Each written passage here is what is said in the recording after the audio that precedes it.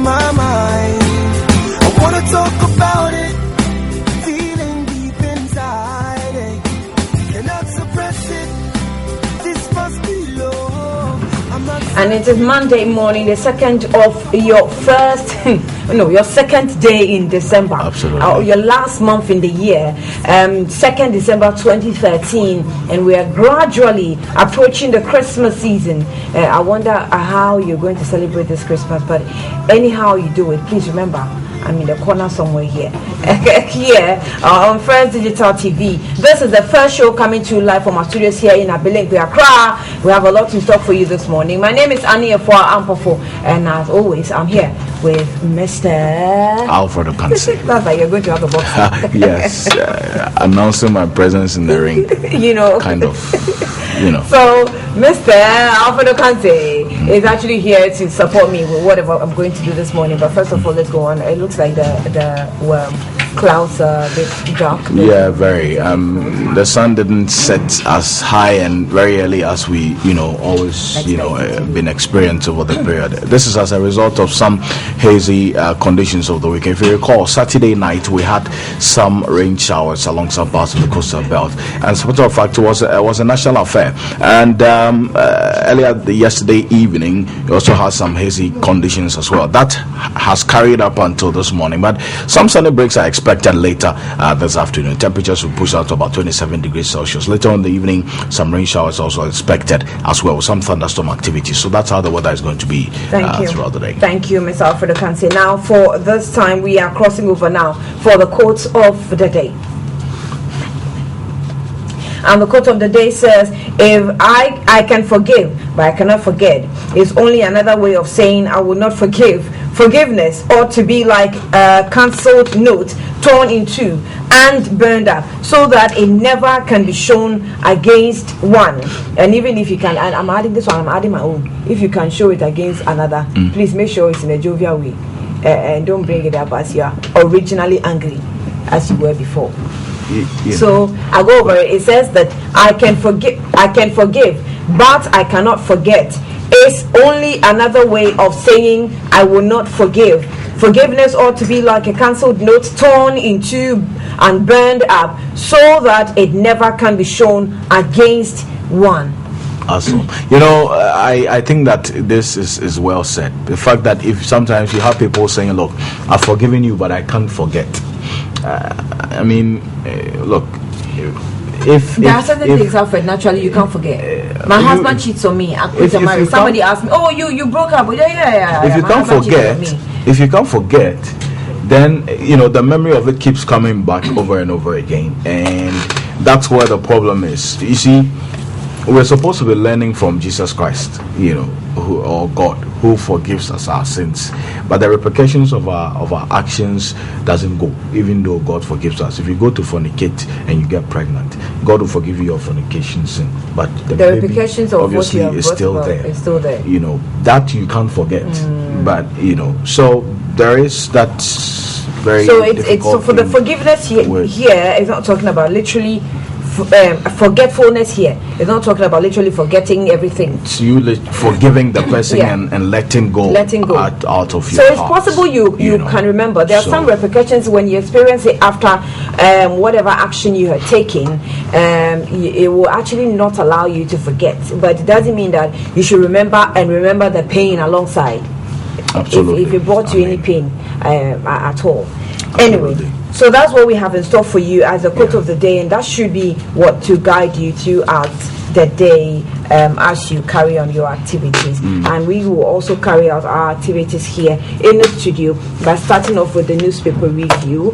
And I start off with the Daily Graphic. On the front page comes with President Mahama interacting with some members of the Ghana Registered Midwives Association, with smiles on their faces and a big broad smile on President Mahama's faces. It says, President justifies 10% salary cut, challenges others to do same, and so finally he has spoken. He says do same. Except and then we kept criticizing. No, this one we don't trust it. We don't believe it. What is this? Now he said he should do some. But he should show us. How much are you going to show us how much he is? Me? Oh, I'm not a public sector worker. As a private sector worker, I want to cut small, 0.01%. If I'm doing it, I'm supposed to do it out of my heart, to receive some blessings thereof. Yeah. But this time that's exactly what I want to do. No, but I'm not 0.01%. Really? Yeah. That's very, very much insignificant. 0.01% of your salary. Yeah. Okay. I understand. It will be significant. Very. Considering how much you're earning, it will be very significant. 0.01%. 0.01% of 10,000 is just very significant indeed. So I'm sure. Look, on the front page, still on the front page of the Daily Graphic, it says 18 Kwadaso nursing students sacked. WK Abua, new national security advisor. So Brigadier Nunu Mensah finally, the hula balloon has settled. Yeah, he has been approved. He has been approved. Absolutely. But I can say if you approved Banchi, see the way you do it. Not uprooting, yes, but he's been reassigned as well, to the Human Security Department. Okay, so he has not been uprooted. Okay, yeah, he has been reassigned. Reassignment, So to a lower rank. Obviously. If it's in the police service, what will you call it? From maybe ASP to Lance Corporal. Lance Corporal, kind of. Sort of. Okay. So. Okay. Won't say anything. Parliament collaborates with Star Ghana. Those are some of the sources captured on the front pages of the Daily Graphic. Let me go into the papers. Here it says President John Dramani Mahama on the 10% cut. President John Dramani Mahama has justified the decision of the executive to cut the salaries by 10% to support health care delivery, especially in rural areas, and challenged others to follow example. He said if all public sector employees followed the example and gave just 2% of their salaries to build community health programs and service compounds, we'll be able to build 2,000 CHIPS compound across the country. This is indirectly telling you that your salary for is too big. You guys should be benevolent and start cutting your salary 2%. I think this call by the president is going to generate a lot of brouhaha over the next 5 days as we have ahead of us. Trust me. 18 Kwadaso nursing students sacked. 18 students of Seventh-day Adventist Nursing Training College at Kwadaso in Kumasi have been sacked for poor academic work. Addressing the 9th matriculation of the college in Kumasi, the principal, Mr. Daniel Atatufo, said the college would not compromise on poor academic work since students would leave school to deal with precious human lives. Now, he therefore charged the students to take their studies seriously to avoid being dismissed. A total of 342 fresh students made up of 214 females and 128 males had the biggest in a single year since the inception of the college were matriculated. So they have been matriculated and they have been accepted to the school. WK Abua, new national security advisor. Opuni moves to Cocoa Board. So Opuni is jumping from one problem to the other. Cocoa Board is also in. I want to find out what necessitated this change, and I am particularly not happy with Opuni's movement. Because Alfred, when you are sitting on a time bomb, working around certain very sensitive issues, you want to come out vindicated.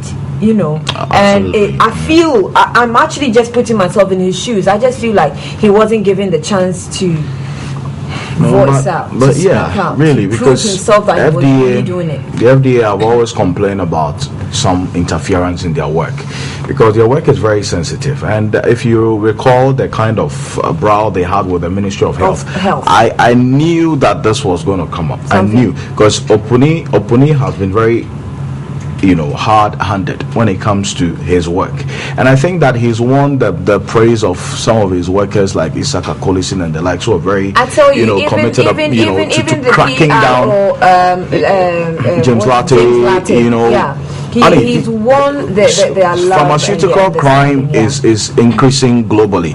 It earns you more than cocaine. You know, Isaka, Exactly. I remember, gave some statistics that look, if cocaine earns you $1,000, you know, per just a pint of, you know, a teaspoon, pharmaceutical crime will earn you about $10,000 of that same. Of that same So it's becoming a syndicate, some kind of a cartel. Where businessmen want to thrive. And I won't be surprised if, you know, this whole change of Opuni is just to maybe soften stance. I'm just hoping that whoever has been appointed will also be as hard as this, because if we see that the stance have been softened and pharmaceutical crime is thriving in this country, we will talk about it. Well, but I think that at this point we want to say that Opuni has done a very good job. You know, we have always said that people who actually talk hard and act hard are the people we give them the bad names, all the bad names in the world. And at this point, we think that he has done pretty well to put his feet down, to stamp his feet down, and be in that tussle with even Ministry of Health, quote unquote. Then I think the man deserves some, you know, absolutely admiration and gratitude. Dedicate a considerable power to strategic industries. Dr. Donko says so. And imagine what, or guess what? I heard the story in the news that the government is still owing the energy sector. That is the electricity company of Ghana. You remember what's her name? A PRO of PURC, Nana Yajan, to have said on this platform that government doesn't owe the utility companies any more. No, that's right. Absolutely. I recall that. So this is also unfolding, but let's see how it also pans out. At the back page of the Daily Graphic, it says 5-star PIP allies, and comes with pictures of Bichim United Sadat Mohammed blocking a ball with his arm. Liberty overpowered Bichim. Hearts beats dwarfs. I wanted to capture this in the center spread of the Daily Graphic. The budget statements and economic policy. That is 6, economic policy 6, and it says this is the 6th part of the 2014 budget. The 5th Parliament was published on Saturday, November 30.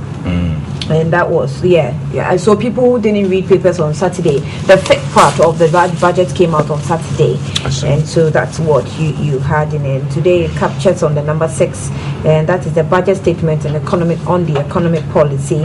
And the budget statement and economic policy comes with pictures of the minority in Parliament, you know, discussing the 2014 budget. And Mr. Kwesi Oponko, the Minister for Local Government and Rural Development as well. Of course, they are all stakeholders of the economic policy. So I think you take the next paper. Yes, I've been running through the Daily Guide news this morning, and Daily Guide says Nuno Mensah dropped, Opuni moved, is what we'll be talking about here. And clearly, Annie, if prayers do work, I think the Tobinco workers' prayers have really work. And who says Mr. Abua is going to perform any less? Abua is for national security, but you're talking about the one who's coming. Who's coming? The one who's coming in is right now. He is a pharmacist actually, who is replacing Opuni. That is not. Yeah, that man is not very popular in India. Not too popular. Right. Absolutely. Yes. So.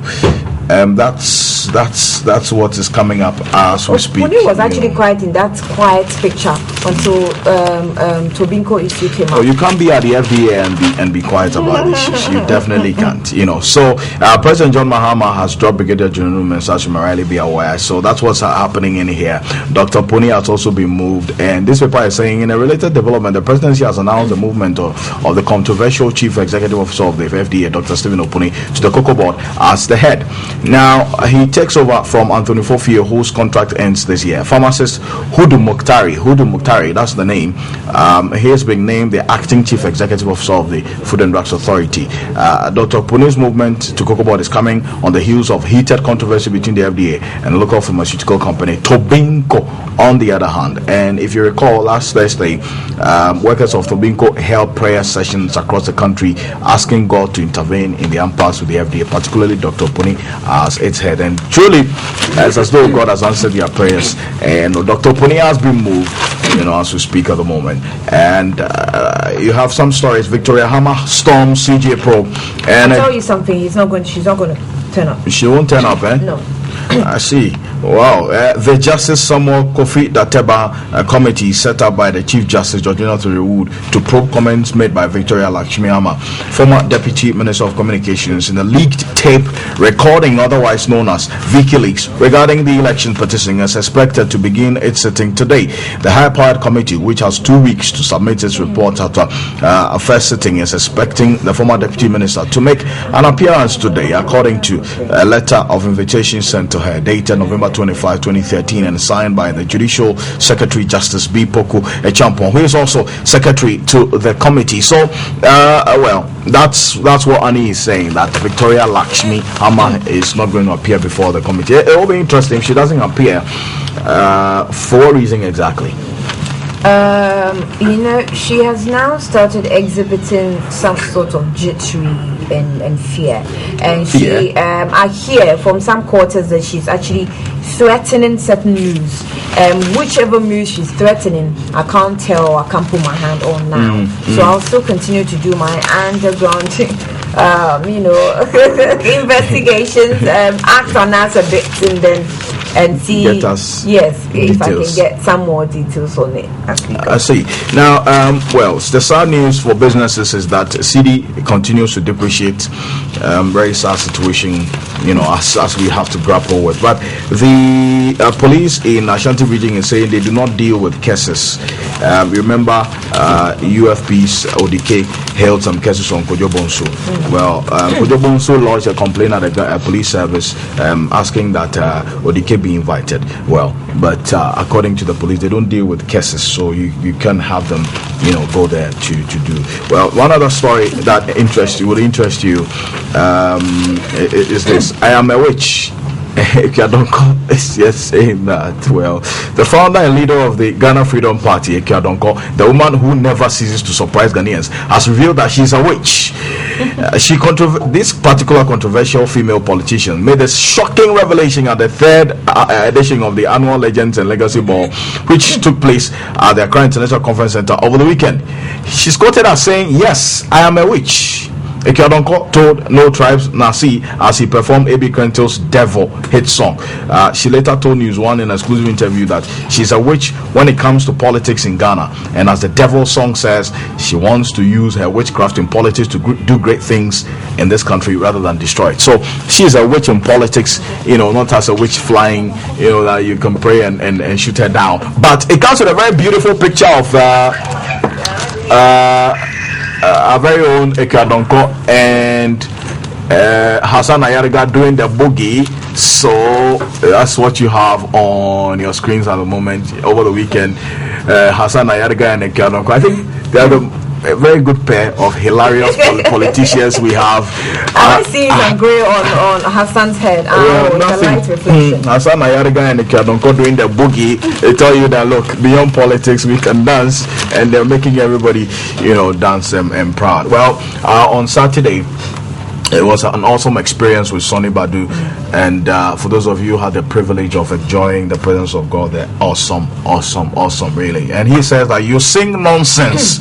Sonny Badu tells gospel musicians in Ghana. Well, that's News One has an audio recording that captures UK-based Ghanaian international gospel star Sonny Badu saying the songs of some of his fellow gospel musicians in Ghana neither make no sense nor exalt God. So I think this video, this particular, I can't mention the songs, but you see, Alfred, I am one person who finds it very difficult to even listen to some songs of certain musicians, but call them gospel musicians, because sometimes you listen to the lyrics of the song and you're like, is this supposed to extol God? What is it supposed to do? Is it supposed to tell people?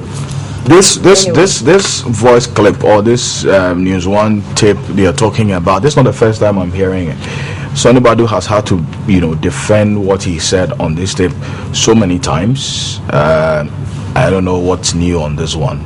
Maybe this is a new tape. Anyway. But So I also go for the Today newspaper on the front page. It says SSB sold to pay Chachu mess. It comes with a question mark. SSB sold to pay Chachu's mess. Gold Fund records growth. Dr. Indum wins tourism award. Mrs. Indum actually. Yeah, Mrs. Indum wins Tourism Award. Executive Chairperson of Coconut Grove Hotels and wife of Dr. Papa Kwesindum. I saw the Indum and Dr. Indum.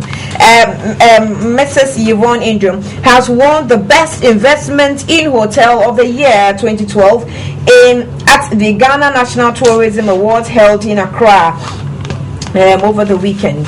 So the SSB sold to pay Chachus Mess also says that the much awaited coming of former Energy Minister Albert Kandapa and Mr. Katie Hammond and former Chief Executive Officer of the Ghana National Petroleum Corporation Chachu Chikata before the sole commissioner investigating department debts have come and gone, but critical issues about the corporation finances in 2001 and matters surrounding the Societe Generale transactions and drill ship Discover 511 are still shrouded in secrecy. Now you say shrouded in secrecy. Let's see if the commissioner will still get to the bottom of what investigations he's actually conducting, what kind of at this point. We can't stop the road accidents. We can't stop road accidents. It comes with a question mark, actually, not a statement, but a question. Can't we do it? Can't we stop road accidents?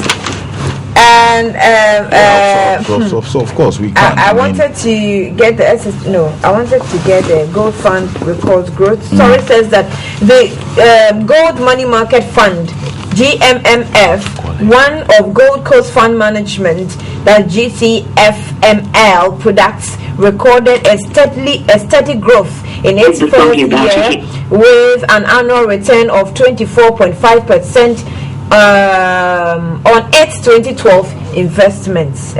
So that's good news coming there from Gold Fund. If you want to invest with Gold Fund, it will help you. It will give you more returns, trust me, and you're going to have a secure future for yourself and for your children. Kofi Awono's death under creative pregnancy. But let me just cut it short and join Atiadonko on the line. Mama, good morning. Hello. Hello. Ma, to say. Oh yeah.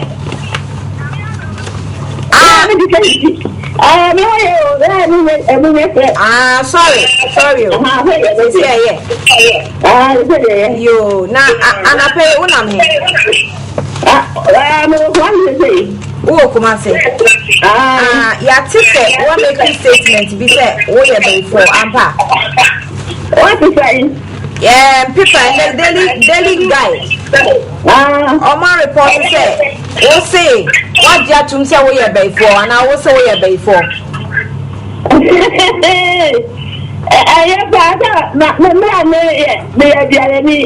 I and yeah, me before, and if you don't have a car, yes, why make your jumma? I can't say. So, yeah, and find out the bonnet, not over. And then design number 2, I don't know what to say. Now, let's let the media every day. I don't see the media every day of 1 month or more than I'm sorry. I don't look kind of that. And see, I don't know how you two must say, oh, yeah, before, because we'll try to understand this. You're wrong. I am a Diana, yeah, did I buy? Anna, you do your buy. And the Mamma, a Diana, yeah. I am a Mamma, yeah, before. I don't know, you, I'm a Diana. A Diana, she had blooded, now for process here did I buy. Yes, did I buy. And the people go away before.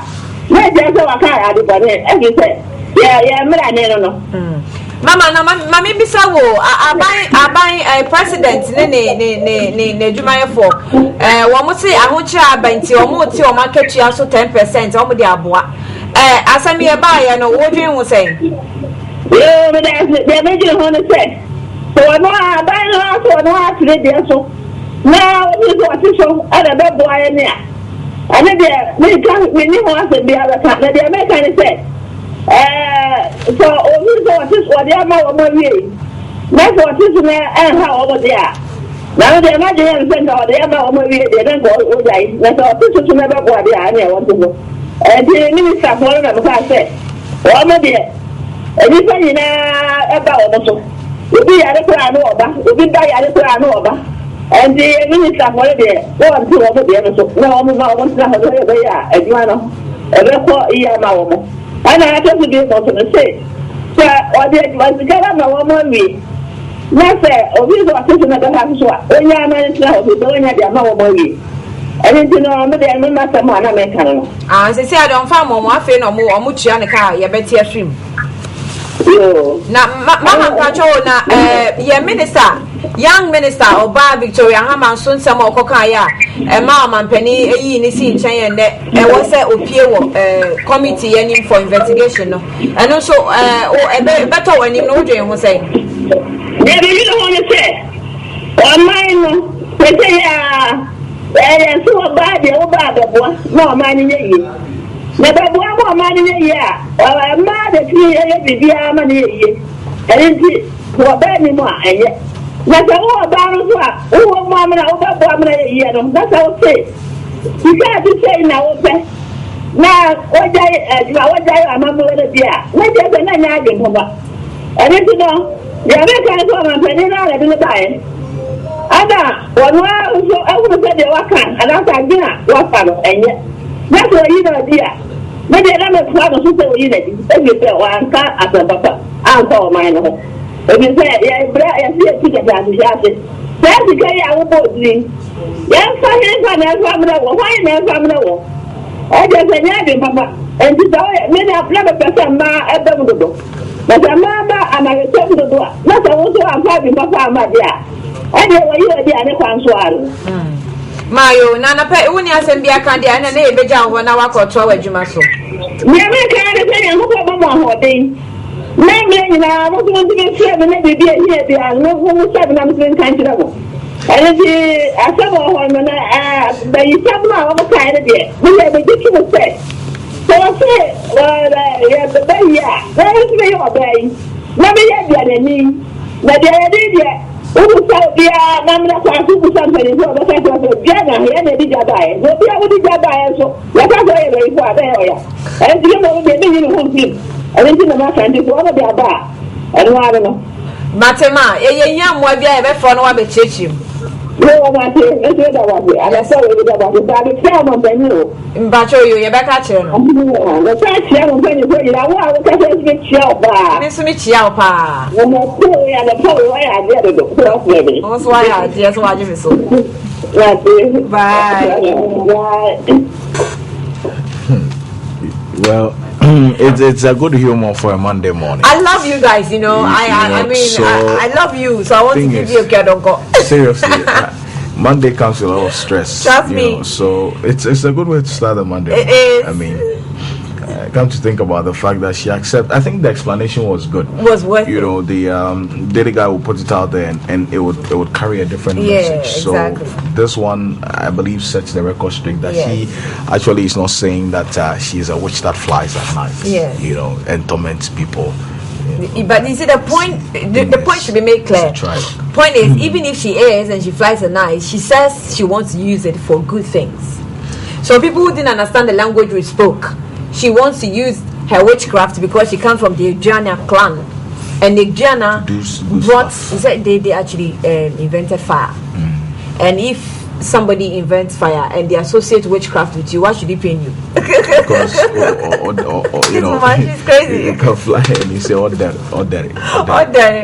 So she's okay. I mean, being associated with a witch, but she wants to use it for good things. And she has asked. She says also that she supports the fact that women. I mean, when I asked her about Victoria Hammer, that's right. Women should be in government as well. But if you come with a different motive, that is not allowed. That's not something that she would actually support. So she supports the fact that Victoria Hammer was asked to step down. And then again, the 10%, she says, the thing is, if you think it won't worry you, then it's okay. No, but it's voluntary. I think she said it right. It's supposed to be voluntary action. You know, so we'll have to find out if all the ministers are actually. But this woman could do the work of the communication ministry. You don't think? If it's about humor, I think that she's there. People who don't understand the Akan language don't understand About humor, if she's there, but really. Well, so Ekia don't call there for you. What was her party? That's the Ghana Freedom Party. Yeah, the Ghanaian Times newspaper this morning has a banner headline story: 5 officers suspended. If you see it on your screens at the moment, 5 officers suspended. That's what you have on the Ghanaian Times banner headline story. If you check the down part of the paper, you could also see FDA seizes 64 containers of fake drugs. And even in the absence of Stephen Opuni, they're still doing well. The picture this morning about the FDA comes with Stephen Opuni, and is interesting. They will still miss him for what he's been doing over the period. And we want to wish Mr. Mukta also very well, on that. So that's what you have on your screens. STX cited for contempt. Also over debt is also here. NSC Human Security to aid Osu residents, also captured on the front page of the Ghanaian Times newspaper. I'll give you snippets of those details. And 5 senior fire officers have been suspended by the Ghana National Fire Service Council for various roles they allegedly played in the importation of the controversial camouflage uniforms for the service. The 5 constituted the acceptance board of the GNFS that certified and took delivery of the bales of the camouflage uniforms, some of which were torn and faded. They are divisional commander or divisional officers D.O. Rosemary Brobe, chairman of the acceptance board, that's divisional officer 2 Juliana Akoi, divisional officer 2 Felix Akoi, divisional officer 3 Stephen Pobi, all members, and Emmanuel Jage, member secretary. So Alhaji Amadou Sorogo have and in his particular committee have also taken action on this.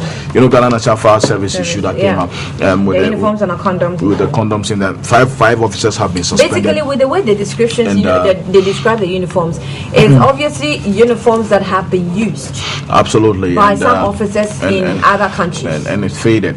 That's a very sad aspect of it. But some good news with the FDA still. The Food and Drug Authority has confiscated 64 containers of a fake anti-malaria drug from the Doma Presbyterian Hospital in the Banaf region and St. Kem Pharmaceuticals Limited in Kumasi in the Ashanti region. The drug, quinine sulfate, was imported and distributed by St. Kem Pharmaceuticals Limited, located at Patasi in Kumasi and Achimota in Accra. So, what's the name again? That's quinine sulfate. Quinine sulfate. It's supposed to be an anti-malaria drug. So if you go out there, please check it out. Make sure that you don't fall victim to this particular drug. And that's the name, quinine tonic, quinine sulfate. Please, it's not quinine tonic.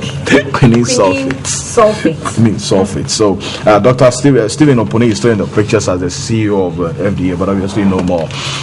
This is one of the very last works he will do. And page 3 of the paper, quickly into the page 3 of the paper says a motion for contempt has been filed against Bernard Asamoah, Chief Executive Officer of XTX Engineering and Construction Limited, by Sky Resources Travel and Tours Limited, obviously not the ones you used to know, over the former's failure to pay $90,000 as part payment to defray a debt owed the travel and tour company. Counsel for Sky Resources filed a motion for contempt last Friday at the Fast Track High Court, which gave the order for Mr. Asamoah to pay the said amount. So the debt accrued from the purchase of airline tickets at the cost of $163,161 by Mr. Asamoah in 2011 for a government delegation to travel to Korea as part of the botched STX housing project. Remember, some government officials and members of parliament traveled to Korea to go and look at STX stuff. And they were well, so apparently they haven't paid for the tickets. The plane ticket that they used. Now judgment debt is hovering. Oh God, really interesting times in this country. Anyway, a taxi driver causes arrest of a thief. Good news. Taxi drivers should rather help us in clamping down on crime and not necessarily we having to get them to aid and abate crime. 6 suspected armed robbers remanded is also captured in here. 3 drivers fined, also captured in here. If you see the story in detail, you get it for you in that. That death toll in Ashanti accident is now 15. Remember the accident that happened on the Ashanti Region Road. The death toll is about 15 now. It's rising now. Very, very sad news. So that's what you have in the Ghanaian talk Times about newspaper this accident. morning. Did you notice that TB Joshua's prophecy of a plane crash in an African country has come to pass? What happened in Namibia? Yeah. Well, my thing is, Annie, I'm not enthused about the fact that yes, God reveals to redeem, and I'm sure you and I know that. So reveals to. If God to pass revealed to you a disaster that it was impending or that was going to happen, you're a prophet. You're supposed to pray and ensure that the people who died, all on board died. Yes, but that's what he said. And you're supposed to redeem those. He actually said that everybody will that die revelation. on board. Absolutely. So unless, of course, that's my opinion. But what do we understand by God redeeming? God reveals people? to redeem. Redeeming, revealing to redeem. And I'm saying that. How do we understand two ways. by the redeeming? There are two ways. He reveals to redeem. It's either it is just by design or God's own time that these people exactly go. That's why I want. I mean, that's why I'm saying that there are two ways to this. You know, I remember I attended some all night like that. The prophet says, look, 2 prominent people in this country are going to die. That next week, Professor Awuno went. The next 3 weeks, Kila Pasoya is gone. You know, so he is old enough. You know, well, I mean. So you can argue. That one is redeeming for that matter. No, but Awuno's own was not something that we expected. Absolutely. I mean, Harry Sawyer is also one who we weren't expecting. You know, because he was ill, yes, but was battling with some strength. You know, over there. So you can say that. For me, I'm torn between two worlds on this. Really, I mean, sometimes I'm not enthused if TB Joshua says people are going to die, you know, in a plane crash, and they actually die. I was shocked when I heard. And they actually die. And then he says, okay, the prophecy has come to pass. That you know, he prophesied that people are going to die, and all on board have died. Yes, I mean. So what was God trying to tell us when he told us ahead of time they were going to die? What was the benefit? So I'm here. I'm only asking questions, and I believe that you read a story when KMA boss has gone to report the spiritual matter to the police, and the police says they don't handle spiritual issues. Yeah, absolutely. My question is, to what extent you need, to what extent? So if I'm sitting here with you, and then you pronounce something about me, and then you say, Annie, if you step out of that door, someone will hit your head. And it actually happens. Then the police say, we don't investigate spiritual issues. But to what extent? I think that we should get some more education on that, or in that area, so that as much as we don't believe in, we don't thrive on just spiritual prophecies, we will still, have to some extent secure ourselves, and provide some security, as those prophecies will never end. So on the front pages of the Chronicle, it says it's an argument we can have over and over. Yeah. Because if you check the Bible, the prophets who gave prophecies, prevented people from actually getting into disaster. So if you see it and it actually happens, then really. Then what's the point? KMA officials takeover of KJTR Mahama ferries Opuni to Kokobo. Actually ferried him. So if you don't get what ferry is, so you're on the waters and you're in a boat and you're being ferried, So they ferry you slowly to Kokobo. So that is what has happened to Stephen Opuni. Blowout at Flagstaff House. Stephen Odoy Labi reporting. It says President John Dramani Mahama appears to be listening to public advice by booting out the national security. I'm even shy laughing at this booting out part. Hey. And it says security advisor Brigadier General Nunu Mensah retired. He's been on the platform before, and I remember asking him that, are you the security advisor of President Mahama? And he said yes, and it was a direct answer, Yes. Affirmative. I mean, have you heard anything different? And I said, oh no, I'm just Absolutely. asking. At the time, we hadn't heard anything different. But for this announcement or for this news, we can say that yes, he was at the time. Absolutely. So people who didn't believe that he wasn't, he was. Exactly. So it wasn't out of place. Well, that he so said yes. KMA official OK takeover of Kejetia. He said the General Assembly of Kumasi Metropolitan Assembly last Friday unanimously approved recommendations by a 12-member committee to take over the management of the Kejetia lorry terminal, which hitherto was being managed by Freco FD Enterprise Limited as the single largest revenue collector at the KMA since 2002. I think it's good. Or what do you think? I think it's good. KMA officially take over. It's been in the hands of Freco whatever FD. I just didn't get it. I didn't get it. And little revenue was coming to government. Massive agricultural transformation in the Afram Plains through AFDB funded projects, and comes with pictures of this as well. Did you say?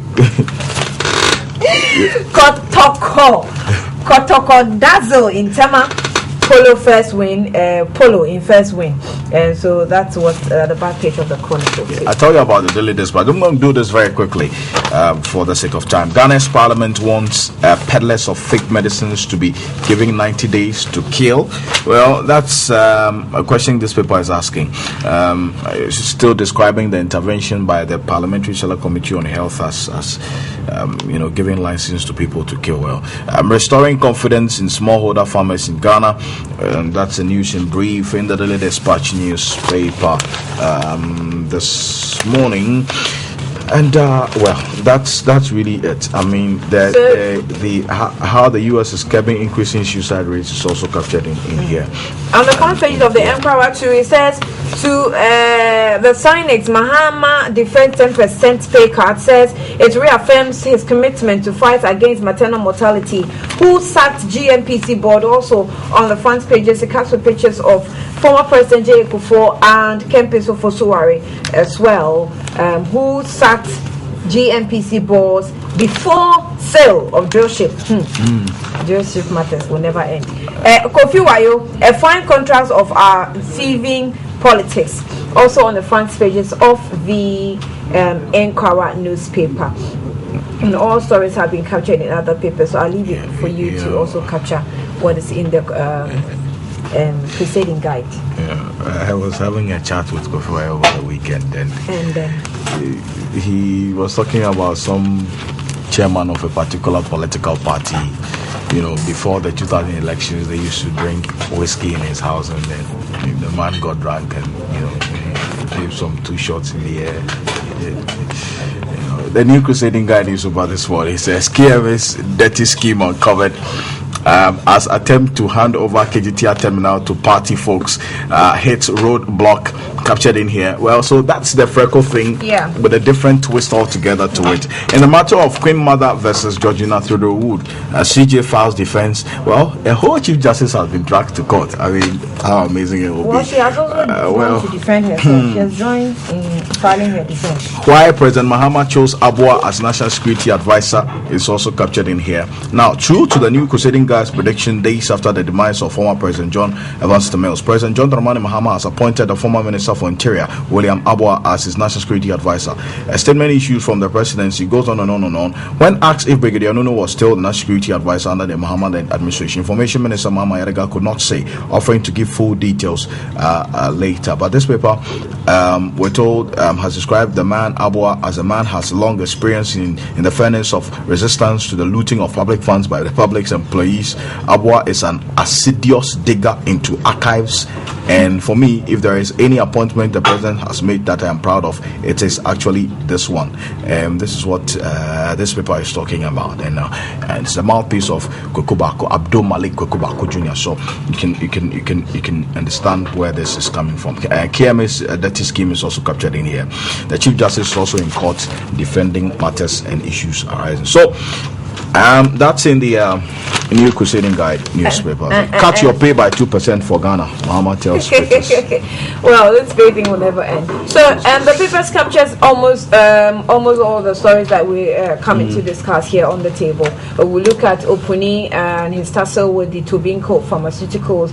We'll also touch a bit on the Joship, and then we see if Vicky is actually going to appear before the committee today. That's the Supreme Court committee set up by the Chief Justice, and then we look at if whether or not public other workers, government workers, would also go with the 2% proposal. She doesn't appear. What's the well, repercussions to yes, it? that's what we're going to be look into and see where we arrive at. It's the first show on First Digital TV. You can join us on social media. We're interactive on Facebook. 0244168487 is a contact. You can also send your WhatsApp messages, or 0241272606, or log on to Facebook, look for First Digital TV, post us your comment, or on Twitter, follow us on @firstdigitalghana.com, and on website www.firstdigitalghana.com, www.firstdigitalghana.com. You can get all the information you want on the box. My name is Sunny. I'll be back shortly with my guest joining me, and we start with the discussion.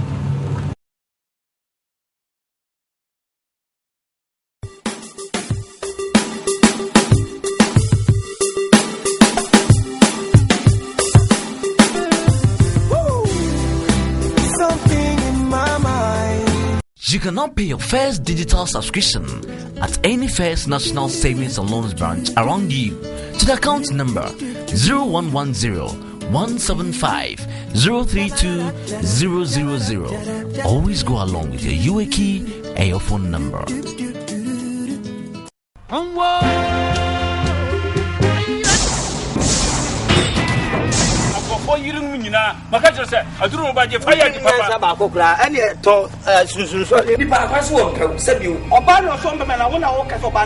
Thinking you can see, but you will remain a blind man.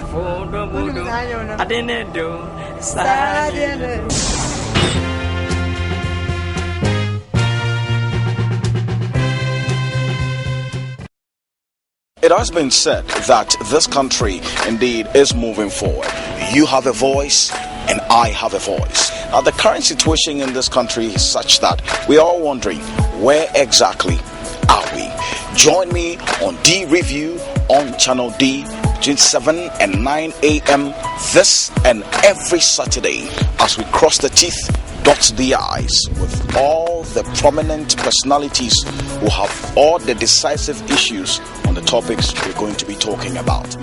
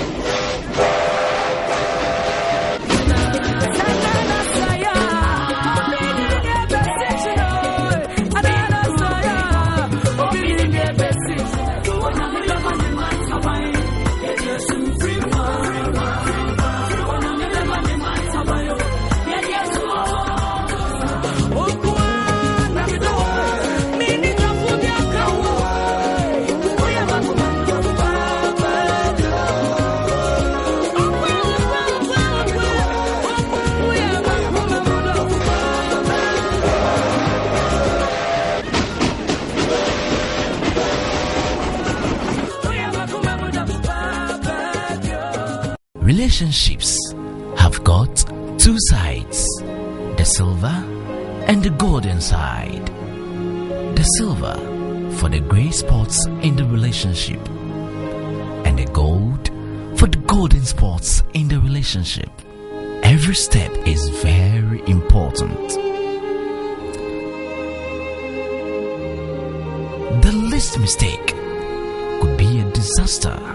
A well-calculated opportunity could bring joy. Kasemu.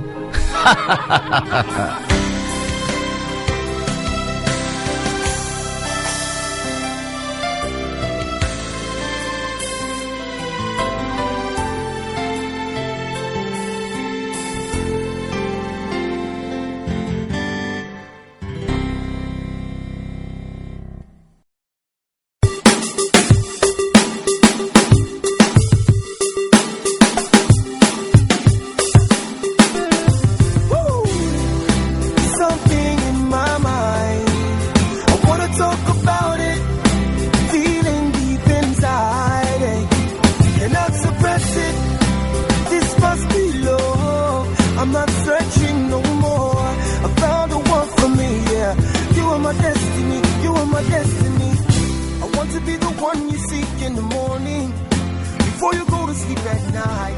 I just want You're welcome back. It's the first show on First Digital TV, and we're going to start off with the discussion pretty shortly. I have been joined in the studio by some of my guests here, and we're discussing issues bordering on the FGA and Tobinco, and then we'll touch on other matters arising. I have been joined in the studio by Mr. Kofi Kupo. He's a governance expert. Honorable Timothy Atabwade Awontrim is a former MP of Builsa constituency, and of course Mr. William Duopo is also a member of the PPP, and they have all joined me in the studio set here. Gentlemen, thank you for your time and good morning to you.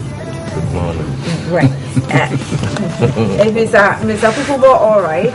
Are you all right, sir? I'm blessed. You're blessed.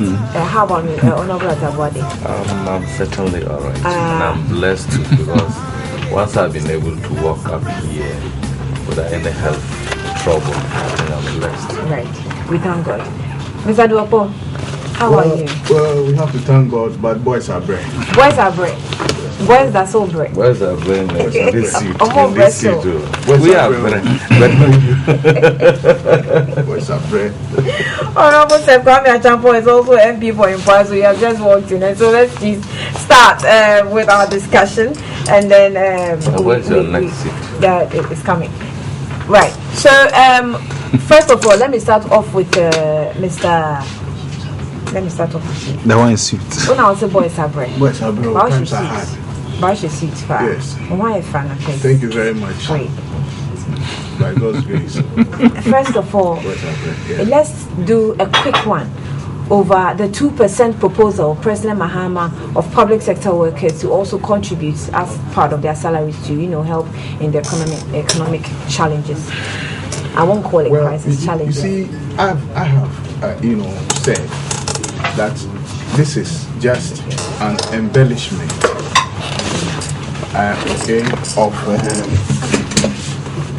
This is an embellishment of propaganda, and I think it will be in the interest of the president and his own administration to halt somewhere. You know why? This thing it's not grounded in any law. Mr. Dopo, I want you to hold on 1 minute. I'll be with you shortly. Please give us just 1 second. We'll be back shortly.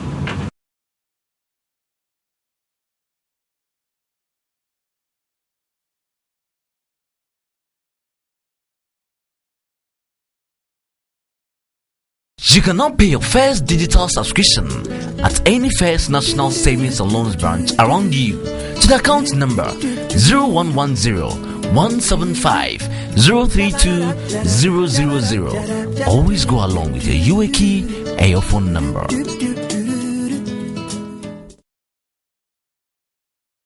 The sun is up, spirits high, people everywhere. Yeah. The food is good, the wine is fine, people getting high. Yeah. Mama here, Papa there, the whole gang too.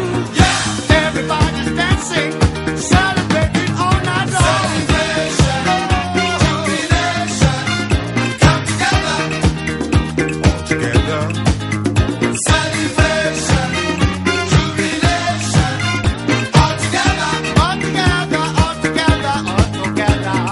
Folks are jumping, screaming and shouting, party everywhere. Yeah. All our friends, let's join hands and make the sunshine bright. Yeah. Why don't you come right in and have a good time too? Yeah. Everybody's dancing, celebrating all night long. Celebration, jubilation, come together, all together.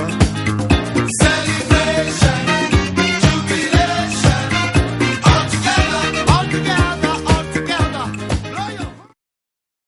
Oh man, ya woman, oh man, ya mama, yenyi baby ako, wacha za ya wareni, wonsom, wanini pa, asa dipa wofioye, demo yembera ye, ebe ya ifina.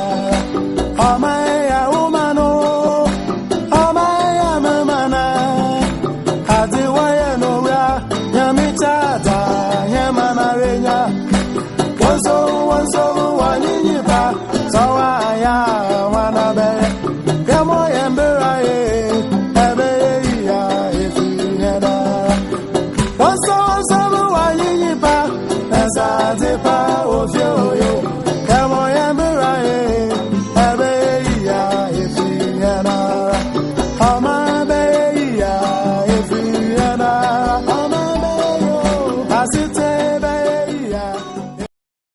It has been said that this country indeed is moving forward.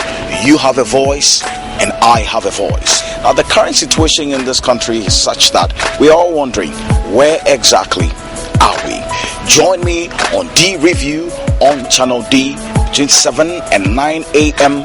this and every Saturday as we cross the teeth, dot the I's with all the prominent personalities who have all the decisive issues on the topics we're going to be talking about.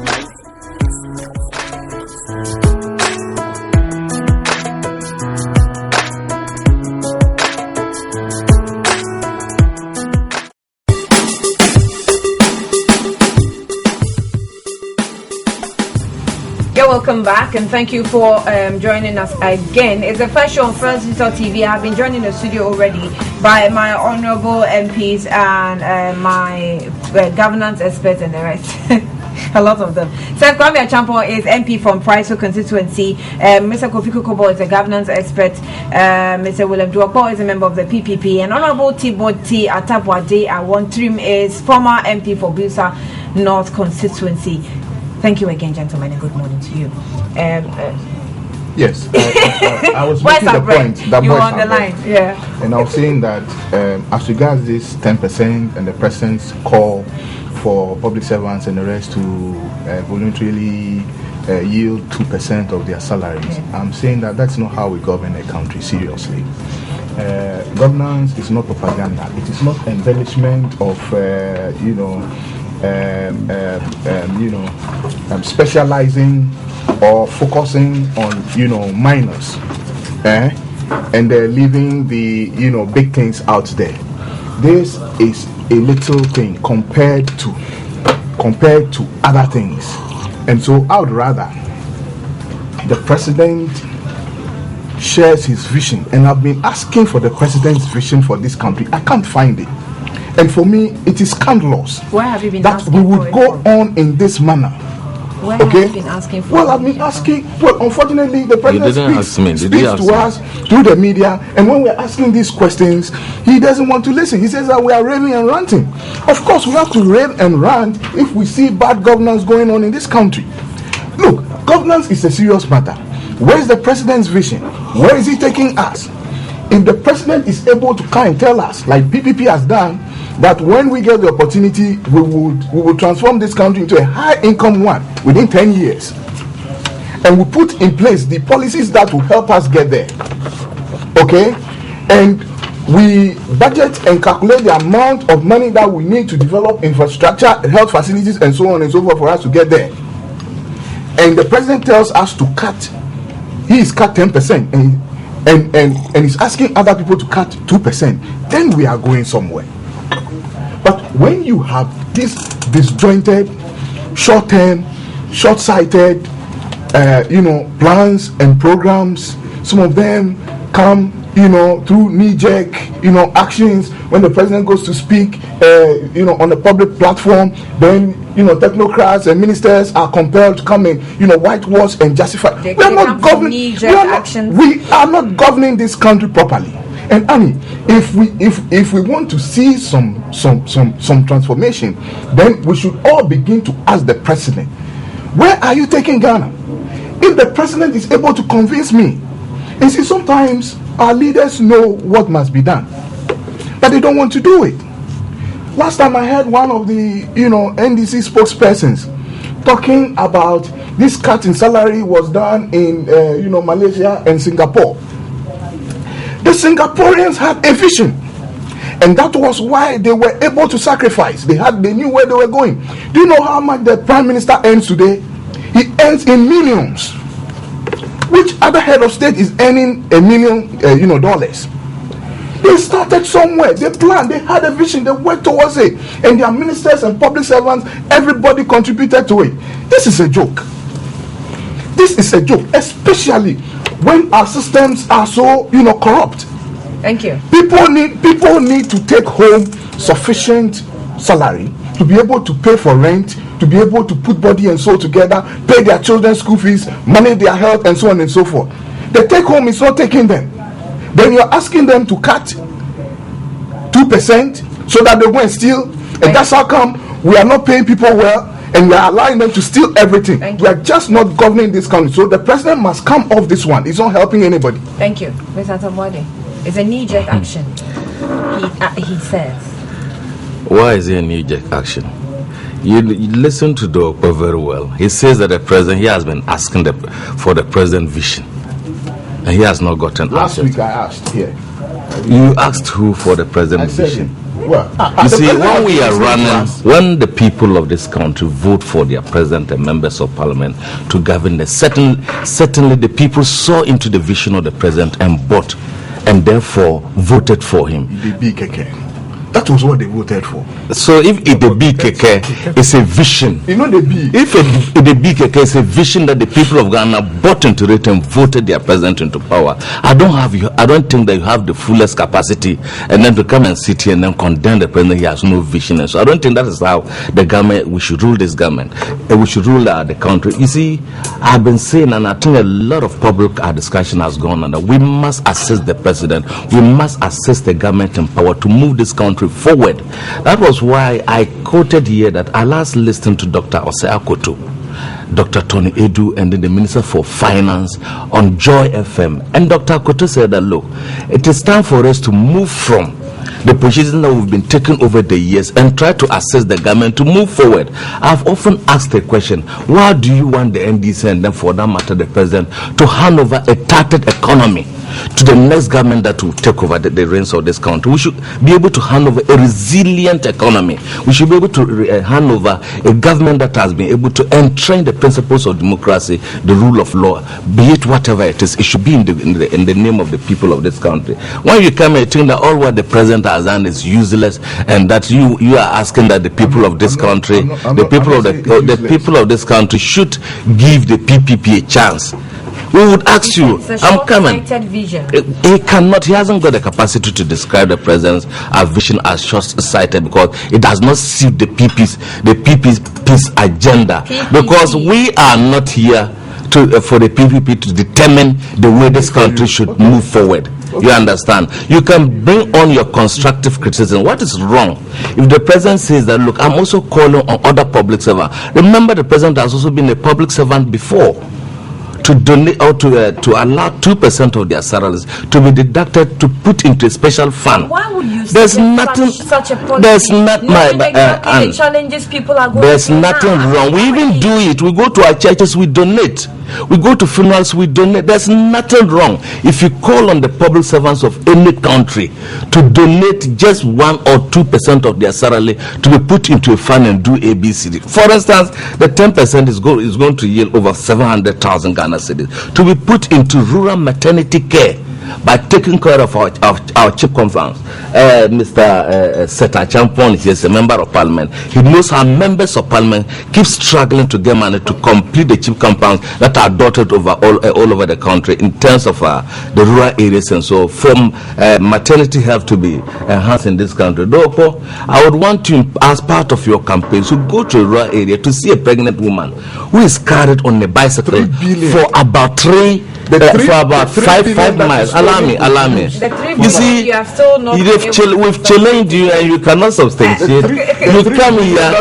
No. We don't bandit figures. Yes, about we have Auditor General's report on government spending, and you come out with your concocted voodoo figures, and tell us that 3 billion from where, from what quarter? So for me, if you want to criticize what the president, let's look at the issues. We are not saying that if there's corruption, the president shouldn't fight. We've talked about corruption. We've asked that everybody should bring your suggestions on board. Remember, some presidents in this country talked about the fact that corruption started since the days of Adam. We have moved from since the days of Adam to the days of Christ, and we are fighting corruption. So let us continue to look forward to fighting corruption. Yeah, William Doro. Honorable Achampo. Good morning. Good morning. So you mentioned your name that members of parliament have been going through some challenges, securing funds to sometimes embark on policies or programs in your constituencies. And so it should be a call in the right direction. I think the conversation is interesting. I really don't know what the question is, but listening to my colleagues discuss, I think we're talking about the 2% proposal by President Mahama. 10%. 2%. And he didn't even compel them. He just said it. That public servants should also, donate, for want of better word, 2% of their salaries to support. Did he propose or he suggested? He suggested. Can I get the difference between the proposal and the suggestion? There's a difference. The suggestion is just, but when you talk of proposal, it goes with a lot of backing. Such behavior gives room for speculation and conjecture. This is a country which is being governed by structures we ourselves have put in place, and we know how we apply each and every measure we have put for ourselves as a country. I know the president has spoken his mind. However, there are institutions that are mandated by the constitution of the land to do what must be done, even getting the president himself to be paid. The constitution has prescribed the ways we should go about it. I wouldn't want us to be generating such debate in this era. Government has already brought its statement for the way forward next year to Parliament. It never found space in that. It wasn't expressed in it. So it is late in the day for me for the president to be saying this. And I'm saying this on the platform here that government, I wouldn't want them to use the wage bill as the only worry of this land, because it has been the start of government communication in throwing it out there that all that we generate as revenue, we are spending over 70% of it on compensation, which is wages and salary of workers. I'm not comfortable with that kind of behavior. And the earlier we set up, we're saying if we go into our expenditures, we know where the bulk of the monies are going. I wouldn't want to be using language. This is mere, for instance, the executive attitude of slashing 10% of the president and his appointees. Okay, this is not the first time. Yes, any administration that takes over and finds out that there are challenges puts up measures, but trying to put this thing up as a policy, fine, fair. Not in modern day Ghana. They have said that it's a suggestion, it's not a policy. No. What the president has done is just talking on a platform elsewhere. I'm talking about how we are governing this country. You've called us here, pay your structures to be here to speak, innit? Super. And so that is the way I want us to move. That is the way we must move as a country. If you don't know where we are going, we can't be on auto. The country cannot be governed on autopilot. It won't help. Okay. I'm hoping that we will get to a point where we say, yes, this is what we want done. This is what we have to do. And that is where we are all praying that we ought to be doing. Because this attitude of 2% here, 10% there, it doesn't help. How much is government spending on government vehicles? How much is government spending in fueling those vehicles, the services? If we look at our expenditure, after compensation, what we call services, what we operate, what we do as an organ of state is our services. The way forward in improving upon that is investment. Where are we putting our monies to? What are we investing in? These are the crucial matters as a government we must sit up and look into. It is not these tokenisms. Don't take us anywhere. Look, going to tell the public servants to reduce it, okay, is tantamount to calling for labor unrest. Already government is up in arms with them, because government should have concluded its negotiation with the standing joint negotiation team of the labor before even bringing the budget to us. Now government has brought its budget, it has its projections, it will go back to sit with Labour, and it is not agreed on percentages with Labour, and it is going to offshoot the budget again. And then we come back to square one. Already we are closing inflation in September, not even in October, at 13.1. We are already reducing subsidies for the utilities, which we've been doing. Now we want people to buy the bullet. So going into next year, we're going to face tougher conditions as a country, because it is not us alone. We go out there into the international market to buy what we use. By letting people buy the bullet, do you think that it would rather be worth it when we say we want to make it a policy that we're cutting salaries, not that we're giving you the options that you should choose whether or not you want to donate 2% of your salary? Which would you rather go by? Exactly my song. You're helping to chorus for me. The reasons are that, is that what when we were signing the conditions of service with the employees, were they the principles, were they the clauses that have been spelled out in their terms of employment, in their terms of engagement? No. So going back to do this, you give them the room to say what they want to say. I don't think we as leaders must allow ourselves to be run in that line. It doesn't help anybody. It doesn't help anybody. The president has an appointee, a subordinate, who is the Minister of Employment and Manpower. If the president wants to sell these ideas, that is a forum to engage them. And now, if you do so, you are backstabbing them. And I'm not in support of it for a second. I'm not for a second in support of it. Let's look at where the bulk of our expenditures are going. What measures can we take as a people to work on it?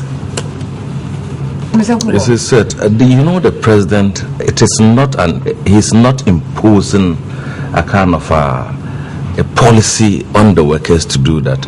What the president did was just to react to people's responses when these issues, when that's what he's saying, that you don't leave the people to speak the way they will. Want to. When we make it look as if it is now, no. He just said people should follow in the same line like they did. That doesn't mean that the workers will be asked to really deduct Okay. You talked about before saying that corruption has been with us from the days of Adam. And you guys have, I'm coming. And you guys are pouring it into a mantra and the chorus you sing every second. When we are discussing issues, you throw these things in. I dance around them because I don't see them as the way forward. How do we want this country to go? How do we want people to see us as leaders? Okay, let us approach the subject on its merit. It is not up this way. We know how much we are paying for running government vehicles. We know how much we are paying for maintaining government vehicles. We know how much we are paying into people whose tenure of office have expired, but we cannot even throw them out. Go and sit in the Office of Government Machinery budget and look at how much is going into Office of Government Machinery. We are spending state resources. Just this morning, I was listening on a network. The school for the blind in Ikwapim here. Okay, they have been ejected because they cannot pay. They've not paid their rent 14,000. They've not paid their rent since 2011, and we are going to enter into 2014. And so these are not major subjects, but let us get our priorities right. Thank you. I want Mr. Kukubo to come in here. Most of the things I had wanted to say. Is the president getting his priorities right? Well, before I answer that question, I believe that the expenditure, let's say government expenditure in this country, not only this particular government, has always been high. And I think I've made it on this platform that I think various governments, we do not sit down to conduct proper research to come out with policies and government decisions. Government expenditure is not only in compensation. I've made this point on a sister nation somewhere, which the Honorable also made mention of. Even expenditure alone on government acquisition and maintenance of government vehicles. Annie, I think all of us here, we have vehicles. And we know how much that we spend each month if you sit down to do the costing on vehicle. Then the type of vehicle that you acquire determine also the expenses. And you realize that government, the type of vehicles that government acquire almost every year or every 2 years, and the maintenance cost is very, very high compared to other expenditures of government. And secondly, also, I think we have serious systemic issues which every commission reveals, which even the Judgment Debt Commission is even still revealing to us that most of some of the expenses or government expenditure that we're having is coming as a result of systemic failures. Now, if we really want to govern this country properly, whereby we can generate a lot of revenue, then we also must begin to block the leakages that we experience year in, year out in this country. And over the years, we have not taken that bold decision to block revenue leakages in this country. We have not. So we have a lot of money coming in, a lot of money going out. Now, when you want to see what are the components those money were spent on, you cannot really identify any quantifiable or equivalent project that you can say, okay, this amount that is gone out. You can look at the physical project or programs that has really led or leading to national transformation in certain sectors. We cannot really identify that. I do not have any problem if a president decides that I'm taking 10% off my salary, and I also entreat my ministers to do that. I don't have any problem with that at all. Because when you do the calculation, he is talking about 700,000 cities. That is fine. At least you can build some structures in the rural community. But you cannot take it up as a policy. Because once you are taking as a policy, you are going to dislocate the labor front. And thankfully, it's not a policy. Why is it not a policy? Because it's not even in the national budget, the 2014 budget. So you cannot say it's a policy. This dislocation of the labor front should not be a problem if we want to go by what Honorable Achebe was suggesting, that if we are in a challenge, everybody should be ready to fight. It should be a policy. Then in that case, you must integrate it into the workers' appointment letters. Okay. Put it that way. Yeah. So in that case, it's becoming an employment policy. You see, because we must understand how systems work. Okay, because you cannot just button or impose that, look, this is where we must go. They say, wait a minute. Before I was employed, I was given a document of letter of appointment, and my conditions are spelled out. When you go to the labor law in the country, my conditions are also spelled out. So before you take certain decision on my compensation, then it must be collectively agreed. That means the tripartite committee will have to sit down and agree on a way forward, whether workers in this country should agree to do away with some percentage of the salary. So you cannot, by the type of structures and system we have, we cannot, by presidential decree, say that workers should take 2% or 30% of their accommodation. It's not workable.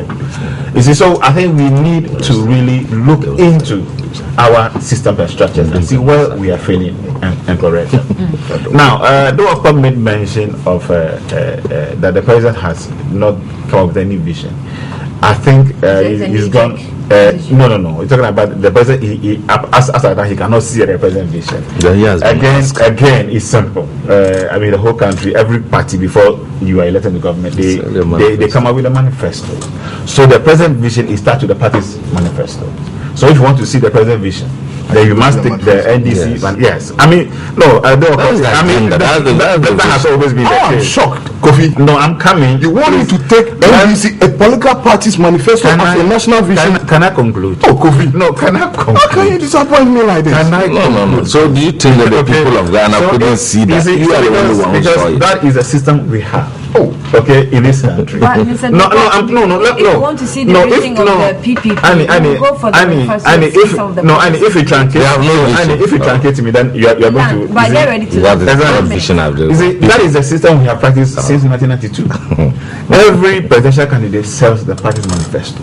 Based on that, the nation decides. So for 4 years, we are going to question and query the president on the delivery of the manifesto. Now, what talk about national vision? I have said it over and over again that we do not have a national vision. The country has no national vision. Other countries, even mention of Singapore, they have. Malaysia, they have. Even Philippines, they have. Korea, they have. China have. If you go back to 1949, you could see China's progression because they had a national agenda. We have never had as a nation. Now, when we look at when we talk about national vision, there is no more a decision of a one political party. That should become a collective decision of the nation, which must be spearheaded by National Development Planning Commission, which we have never done. And I always come up with a simple solution. How do we arrive at our 1992 Constitution? It was led by a committee or commission headed by Justice D.F. Annan. They went from hamlet to hamlet to seek the opinions of people to decide which governance system do we want as a nation. Based on that, the Constitutive Assembly was put in place. We can come up with a similar approach where we look at the various sectors of our governance systems. We look at the economy, we look at our Greek, we look at education, we look at the housing. So we can now compartmentalize the various sectors of our governance structures and systems. Then ask people of this country, in the next 15 years, or 50 years, 100 years, China has 100-year policy which they review after every 10 years. After reviewing of every 10 years, they change appointees as well to come up with the fresh energy and the rest. So we need to decide on how do we want to go. We have never had that. And I keep on saying until we have that, every political party's decision or aim will be to be the next 4 years. And we cannot be working towards 4 years for us to grow as a nation. Thank you. You see, Mr. Joe, quickly. Kofi ends well, Under 10 but seconds. in the middle somewhere he confuses people. When I say that, you see, it is when you have the national vision that you introduce some of these measures, like pay cut, sacrifice, and so on. We all agree we don't have a national vision. Then you're on. But who is supposed to lead that process? As soon as you find but you appreciate yourself, the fact that the national vision is a consultative, it's not by one political leader. Well, some of us are eager to see this country develop. We want to see development of this country in our lifetime. The way we are going, it won't happen. And as stakeholders, we have the right to insist that we do what must be done. It is the President John Mahama, today, 2013, who must put together a team, share his vision with them and say, help us develop a national one. Thank you. Then we all put into it. If he fails to do that, I fail to find leadership in him. I think that I agree with you that it must be Mr. Champo, thank you. Your point is made. Last week we had Parliament. Mr. Dropo, behave. He's drinking from custom-made cup and he's telling us that boys are bread. Look at the we are taken from them. Honorable Jambo, we had Parliament. I don't know how to put it. Maybe intervening, or saying a word or two about what was happening with Tobinco and the Food and Drugs Authority. We thought that we were actually focused to find out what Parliament's business was in this particular issue, looking at the rift that has been happening that allows institutions to work, and then we had people who had problems with Parliament speaking at this time, and then finally what we hear is President Mahama has moved Mr. Opuni in this heated debate and the heated whatever going on. He's now moved away from the Food and Drugs Board. But first of all, let's deal with what Parliament's business was when it comes to what was happening between FDA and the Food and Drugs, and Tobinco Pharmaceuticals. Okay, thank you. I think first and foremost, we want to appreciate the governance structure we have in the country.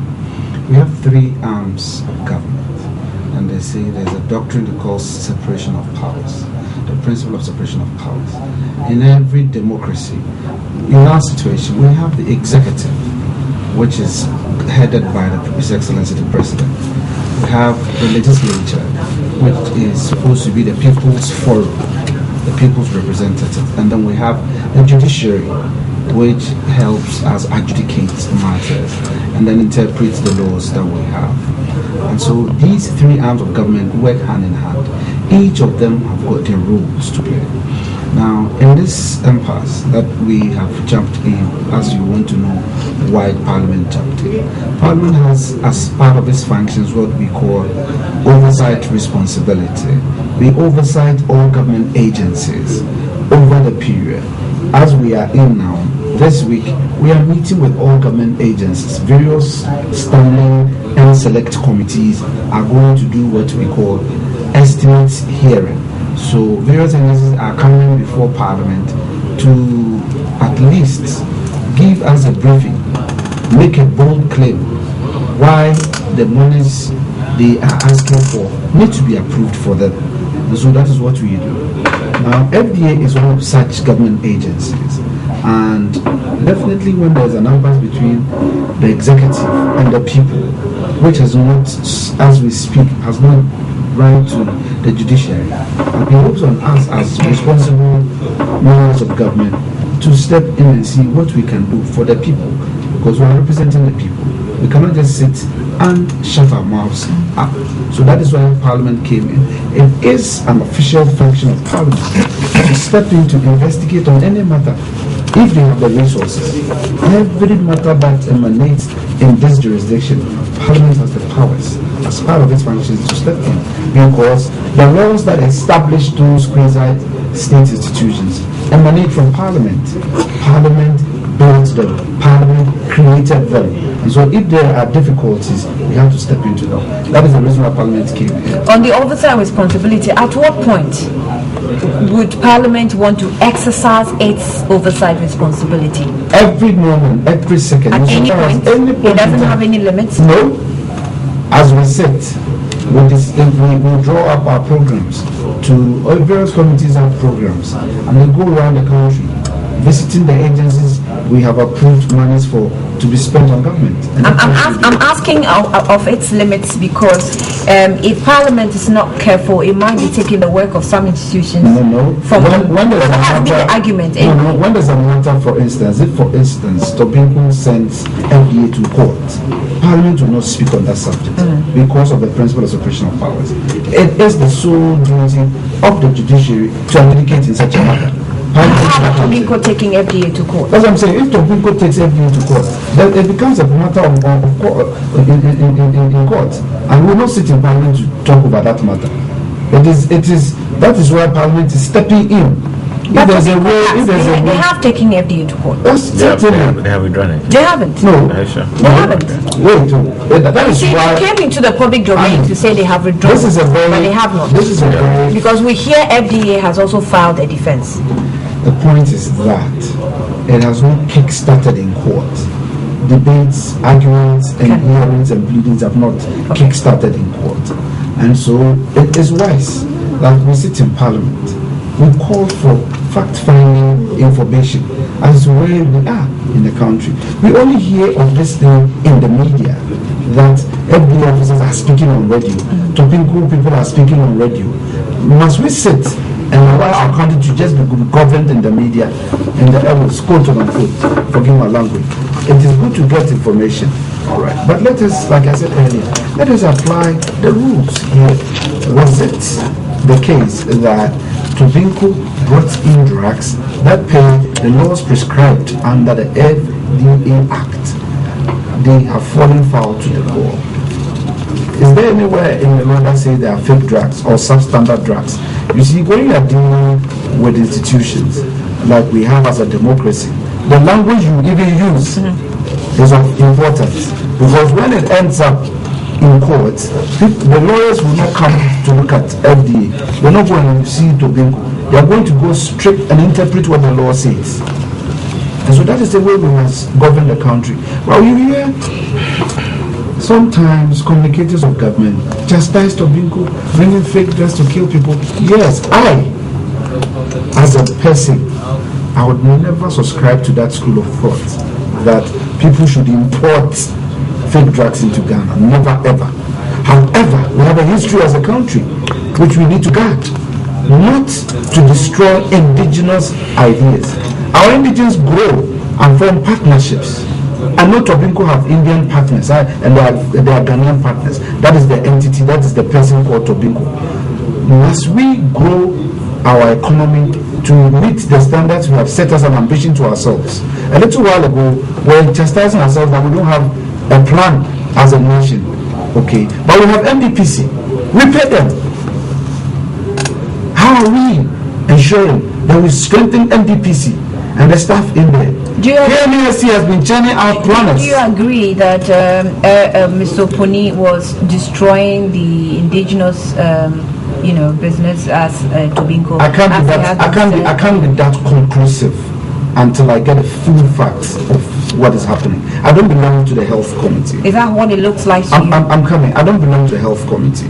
The Parliament House is they are yet to lay a report for us to know that during our exchange with the FDA, this is what the FDA presented to us. Parliament has the authority to subpoena Tobinco and staff to come before them to also come to share. They are part of the powers Parliament has. Okay. Now I haven't laid any eye on any report so far. I will not sit here and be the ramble and then conclude that Opuni is messing up FDA. I won't say so. However, if you listen to the arguments, you are tempted to say that he wants to use a big hammer to kill an ant or something, you see. And that is how some of us are beginning to look at the subject. It shouldn't happen so. And I don't expect a big hammer to kill an ant. You are at the conclusion.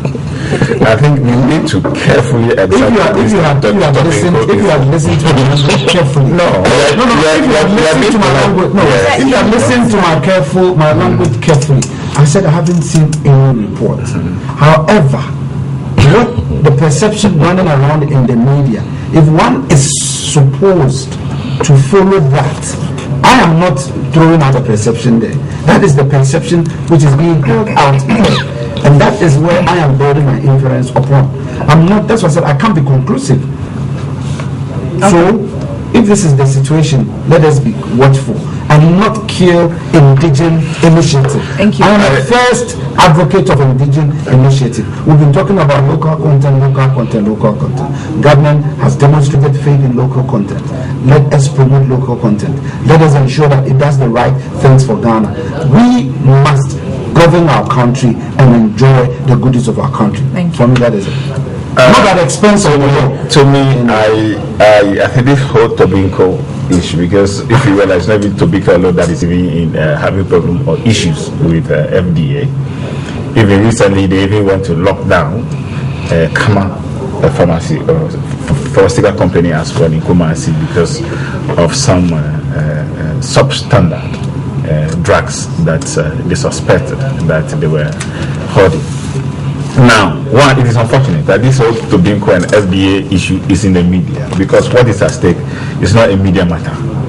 It is based on law and on the health of millions of Ghanaians. So we should be very careful. As much as I agree that we should promote indigenous enterprises, we should not do that at the expense of the health of the nation and at the expense of the law. Now, FDA has come out clearly to say that yes, they suspected that these certain products of Tobinco were substandard. They advised them not to distribute. A few weeks after, they saw some of those products in Volta region and other parts of it's not even some, almost okay, all over. Even at the regional hospitals. Even you see, even the Ministry of Health or Ghana Health Service have even withdrawn some of the condoms. Okay, that were distributed even by Tobinco. Yes, Hitman condoms. And you can see that they were with Hitman's condoms. That were with holes and the pores and the rest, which is, I mean, please, let's be sincere. Are you aware that Tobinco have signed some undertaking with FDA? We have read all those things. We have heard his official admission. No, let me conclude, please. We have heard his official admission of importing substandard product into the country. Now, it is again, we Ghanaians have been saying that we have too much interference of government or other people in state institutions. Now, for once, we are seeing a state institution carrying out its mandated duties. I think it is advisable that let's leave the state institutions to perform their duties. If Tobinco strongly feels that FDA is in breach of certain act or law, the courts are there. So let Tobinco go to court for the court to say, FDA, come and let's listen to your side. If FDA ends, the court will rule in favor of Tobinco. Now we are taking again this issue as if there is a state institution that is hunting down an indigenous organization. No, because I have followed this critically because of the health issues involved. FDA is saying that there are clear evidence of substandard product, which Tobinco, per his admission, official admission, by letter, also has solemnly sworn. Making preventing FDA in publishing. Must we admit that?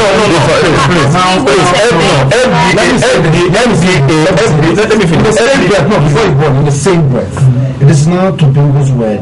FDA's word against Tobinco's word. Tobinco has come out to tell us again. That's why I said the perception in the media that those statements were made under duress. That is why I prefer the law court. So we should how can Tobinco with his capacity? What's the way? They will state against Tobinco. The mindset of the state. Are you saying a single indigenous entity that is bigger than the other that we have in on the head of Tobinco to sign and I just want to ask a question. Are we saying instead of the state? Are we saying that Tobinco, as a reputable institution, hasn't got corporate lawyers that he should go and sign things under duress under this democratic dispensation? Was it a grant? No. This do not play in I am asking relevant questions. It is not said. You are someone who is honest. Even by your patriotic nature, show yourself. Don't go there to upset. Every limited liability must have a legal verb. Yeah. So you cannot have such a company involved in international transactions. Okay, with that, a corporate lawyer. Please, let's allow FDA. How were you expecting the FDA to have carried its work with the Tobinco issue? Oh, that is a specialized authority. It is not everybody that is offered the power to regulate the health sector. That is why the Food and Drugs Authority has been established. It used to be a board. It is now an authority. Yes. It's a bigger authority. Yes. And then it is not only the pharmaceuticals they regulate. They regulate, that's why I said Food and Drugs Authority. Very big organization. And if we lose their steam, the whole country goes to the grave. So how were you expecting them to have done the job as far as Tobinco is concerned? I am saddened that they were too quick to speak. Because rushing the Food and Drugs Authority. Yes, rushing to the Food and Drugs Authority. For my investigations, I found that on 2 occasions they had summoned officials from Tobinco and showed them samples of the drugs they have seen on the market. We asked you not to bring these drugs on the market, and you have. And based on those ones, they signed the undertakings. At some point, they even brought their Indian counterparts in to also take part in the undertaking signage. So I think they had done some underground work. The Indian counterparts. The Indian counterparts. Very, very much. A product that was manufactured. Thank you for introducing that part of the story into the subject now. I have never sat in any of the conversations. I only listen on in the media. I listen to FDA staff speak, and I listen to Tobinco's lawyer. Tobinco has a lawyer that I listen to speak on radio. Okay, I don't know whether he's a corporate legal man or not, but I know he was speaking as a lawyer on behalf of Tobinco. And they were saying to us on the radio, that's what I said, we need institutions to work proper, that even the Indian and the Ghanaians who were there, they were under duress. They have been arrested and they were forced to sign those papers. That is what they are telling us. I don't know. I've not been there. But are there evidence to show? Yeah, Indians were under duress. We are distorting. Who said he was under certain health conditions, so he needed to take some drugs of his. They released him and he maintained the Ghanaian mandate. Listen. Process and procedure. Let us do. That is how I'm going to. Let's depart from but this. that's why I said I'm not going to go in that. Let's depart from this speculation. Let's depart from this speculation. If we are departing from the speculation, the question we need let us speak to the subject. Necessarily. So the subject adequately. So the subject matter here is the subject matter here. The subject matter here is that is there any proof, concrete proof or evidence that Tobacco has imported this country substandard product? Yes. Okay, a committee even was set up by. I'm coming. A committee had just concluded even his investigative process led by one Professor Alex Dodo. Okay, they came up with a concrete evidence that yes, indeed, substandard products, condoms, HIPAA condom were substandard, were with poor transmission. Exactly. So there was so based on that, they advised Ghana Health Service to take out all those products from their warehouse. So there are evidence, there are proofs. So let's depart from these speculations. Okay, aside whether they are writing those letters or those documents under duress, are there any evidence on proof? Yes. Has the FDA gotten the power to close down any? They have. Which section of the house? Look. Which section of the house? No, they close down your warehouse so that the FDA listen. They close down the warehouses that contains those products because they advise that don't distribute, and you are distributing, so they have every legal right to go and close down those products, and that was what they were doing. That is what they were saying. If we don't take time in this country and do the things right, we'll get up one day and even a private company is going to take up even the whole parliament and say they are harassing that company. Let me tell you before man and God, Tobacco, by the Public Health Act that was passed, I was a member of the health committee, it clearly stipulates that before you import the drug, you have to register. What is the meaning of that? You register for them to monitor you. The Act 851 stipulates that clear for which Tobacco, when we're doing the bill, all of them were there. The Tobacco farmer, you name all of them, including the Ghana Pharmaceutical Society. They were all there. We met on several MJ Hotel as well. I was there. Yeah, they were all there. They brought in their inputs and so on. You see, and you know what is happening in this country? If we don't wake up, this country is going to go to the abyss. Look, we have Ghanaian established companies importing fake drug to kill 25 million people, and we want to justify, and the professor like Professor Adai, former rector, attacking Dr. Puni as an individual. That's my former rector. I'm coming. You see, these professors in this country are not. I'm coming. No. And then I. No. Let me come. I am coming on that ground. A champion. You see, don't disturb me. You know, you are not. He was a member of the defense committee. I don't know whether he's still a member of the defense committee. And if he's behaving like that, he's using his committee to harass us. You see, Tobacco, what they did was completely wrong. The drugs were imported without being registered first. They were brought into this country. They were asked to put them under lock and key. I have the evidence. I'll be reading out their letter. And they were kept. They supposed to be kept in bonded warehouses. They kept the drug, and Nicodemus came out and distributed the drugs even to regional hospital stores. Yeah. My brother distributed fake malaria drug to kids. And condoms. So that when you use them, can you imagine? It is completely. The issue of fake drugs, the issue of fake drugs, the issue of counterfeit drugs, the issue of substandard drugs, it's a cartel. 25 million, you are part of the 25. It's a cartel. 25 million people. It's a cartel.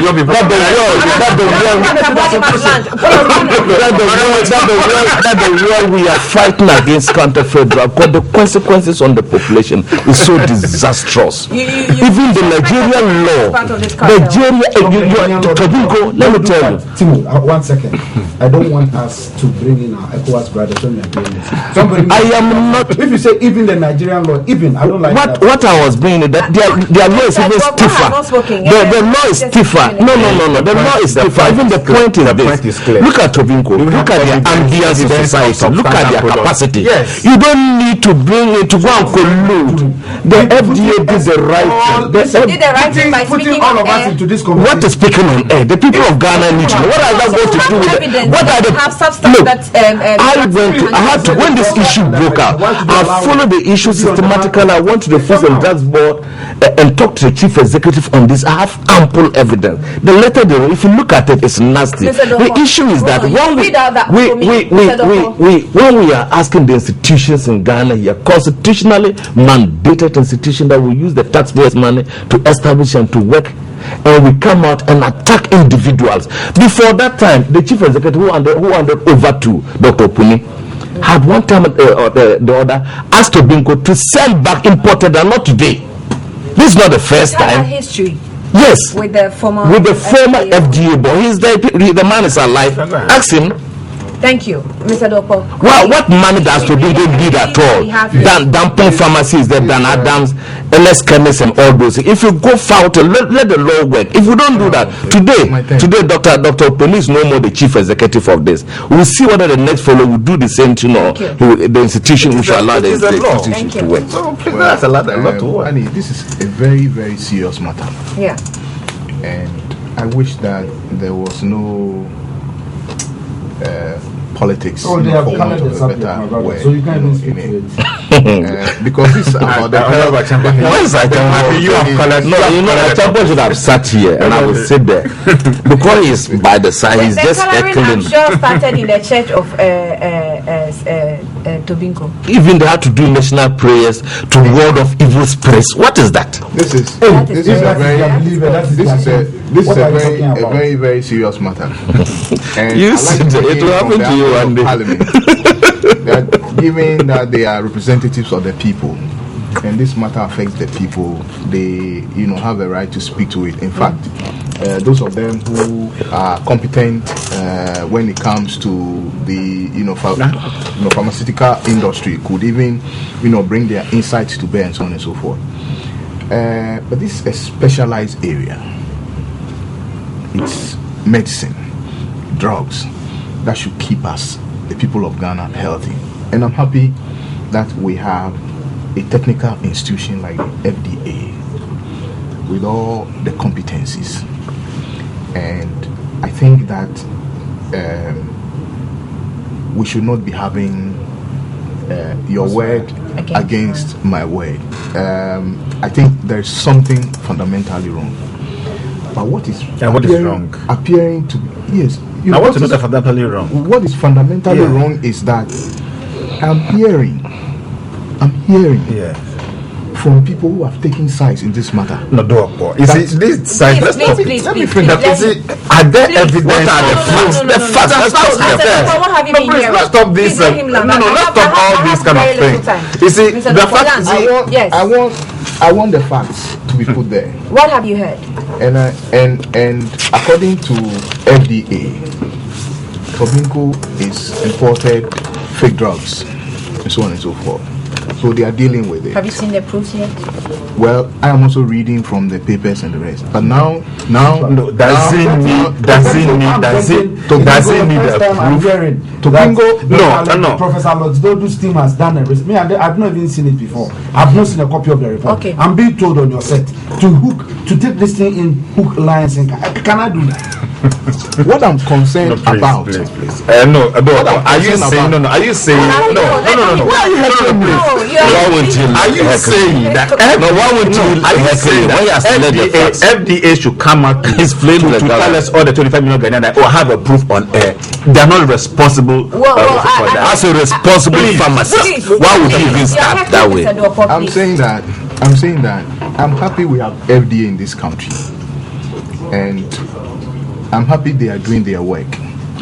But So allow them to do their work. I'm not comfortable with the debate and hearing, because medicine, science is 1 + 1 = 2, and so we should not have doubt about these things. In science, it could be 3. Well, but then from the layman's perspective, science is science, and this is not new. I mean, malaria medicine, condoms, and so on and so forth are not, rocket science that you say that 1 + 1 is 2 plus or 3x or so on and so forth. 1 + 1, 1 + 1 must be equal to 2. This guy must be a good consumer of condoms. That's what I expect. Now, what is disturbing most, Annie, is that some people are saying that Tobinco is being picked on, that there are other pharmaceutical companies that are doing this is the danger. That is what you said in here. You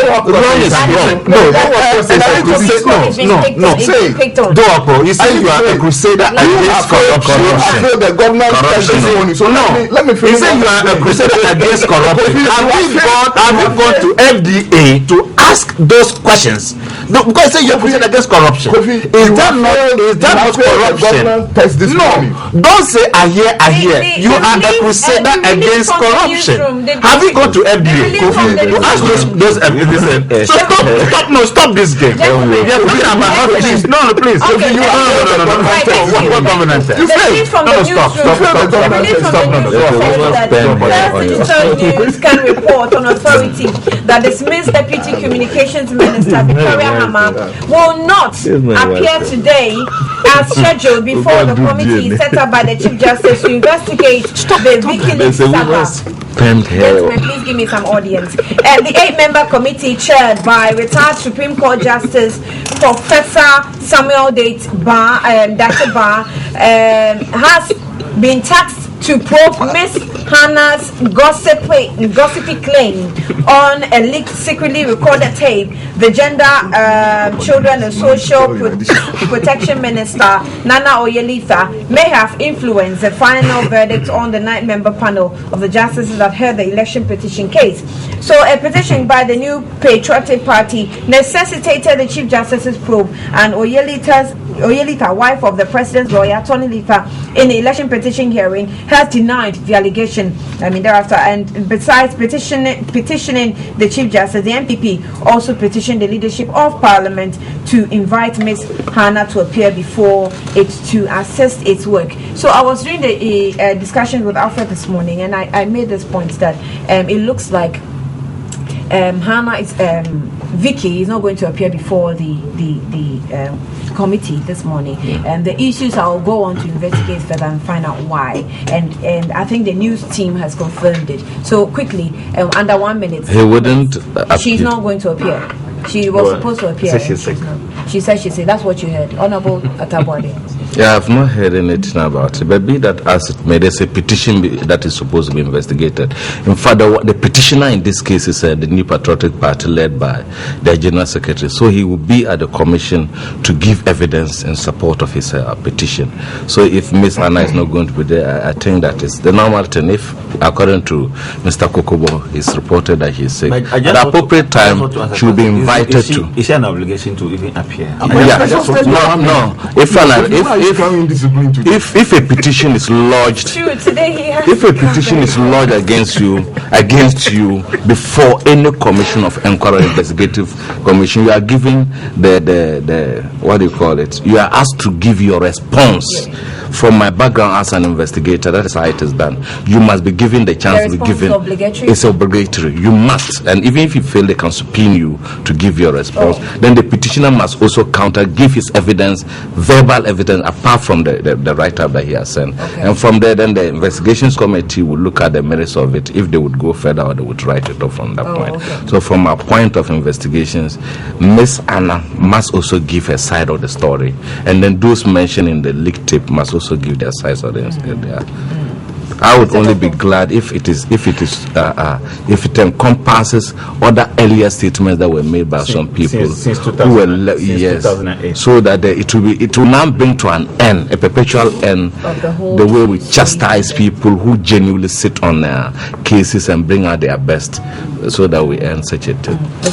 Well, Annie, I am looking forward to seeing the due process of law take place, in this matter. I have full confidence in the commission that they would, do their work well. So they should not disappoint the people of Ghana. We are looking forward to that. But you see, let me tell Kofi that governance is not a game. It is a very serious matter. Right now, it appears that Kofi and his friend here, Gobels, are bent on doing propaganda with everything. This is Vicky Hammer's matter. You have finished. Have I commented on Vicky Hammer's matter? Why do you want to bring the others? Set a jumbo. That was another issue. Go and petition so that and I know the way Seta Champion speaks, he's going to be very honest in this matter. He's an honest man, and the way he talks, he's going to be very honest. You were the first one who was giving one. He was Thank you for the opportunity. I think it is a running story. Yeah. It is a developing matter. I would call for all to remain calm so we get to the bottom of whatever needs to be known. I don't see the reason in rushing to the end of this matter. But if you found out my candid opinion, this exercise is going to be an exercise in futility, because all the people mentioned, nobody can be put to street proof. It's just the lady herself who at the end of the day suffered. Because who would admit it's a matured state? And so I'm just relaxed in it. I'm waiting to see how it turns out to be for now. On the committee level. Yes, because hey, let's forget about it. I'm not so focused on that subject. I'm being honest. Yes, if you want to play politics with it out there, you can. But for serious business, governance issues, we are yet to get there, and I wouldn't want to spend so much energy now in my current position on this matter. Thank you. I've not had my 1 minute. Oh, you? No, you were asked first. But he started. No, he started. He was asked first. You can't impossible today. Can you do You that? started and you said he's not He's well. trying to pull your legs. And he's doing Gobels. My guest in the studio today, Mr. Kofi Kobo, he's a governance expert. Honorable Timothy Atapuade, is former MP for Bisa North. Honorable Seth Kwame Achampo is MP for Kwesi constituency. And Mr. William Dwoko is also a member of the PPP. They have let me do the discussion on the topic. Let me profusely apologize. I'm apologizing heavily. Profusely. For my conduct this morning on set. This is uncharacteristic. Yeah, but when you are provoked by I want to at the same time encourage my fellow panelists that in the future we should all be born again. and those when comes to the program, to accept your apology because you were clearly provoked by this guy. Those who come to the programs with already prepared tea in a custom-made container. Boys are come and pretend that boys are bread. The people should be watching them to see whether boys are bread can be very expensive thieves. That has been the first show. We came to you live on First Digital TV on the channel First TV. My name is Annie Efampo. Thank you for your time. We're back tomorrow morning with more discussion. Thank you and have a good morning. Enjoy the rest of our program.